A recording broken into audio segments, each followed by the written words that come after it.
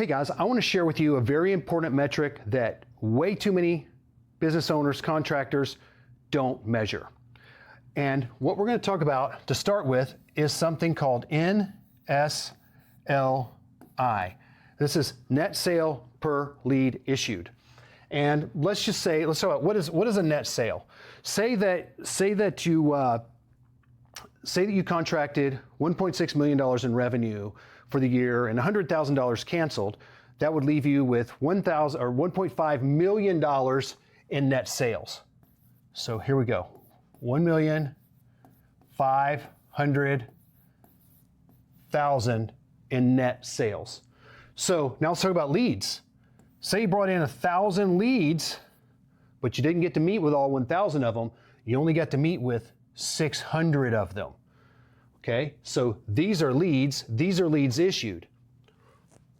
So if we take and do some simple math here, and we say 1,500,000 divided by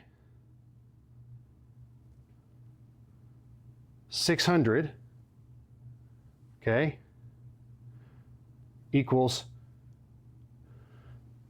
get that in focus there, equals net sale,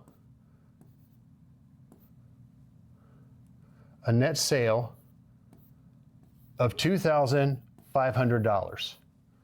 1.5 million divided by 600 is 2,500. So every time you get to meet with the prospect, on average, although you don't sell them all, on average in a year or in a given period of time, you're going to sell $2,500. Okay, so that's the NSLI. Now, this ratio right here is pretty easy math. That's 60%, right? Now, here's the piece that I want to talk about. Let's just say that all of a sudden this number drops from 60% to 50%. That 600 is now 500 because we weren't managing the leads, we weren't responding quick enough, we weren't texting, emailing, calling the next day and following up intensely. So all of a sudden it goes from 60% to 50%. So we lost 100 leads. How much money are we missing out on? Well, it's simple math. That's going to be 100 times 2,500. What is that? We just take 2,500 and add 2 decimals, right? That is $250,000 in revenue that you're going to miss out because you simply didn't set appointments and meet with as many people as you should. $250,000. That's a lot of money, right?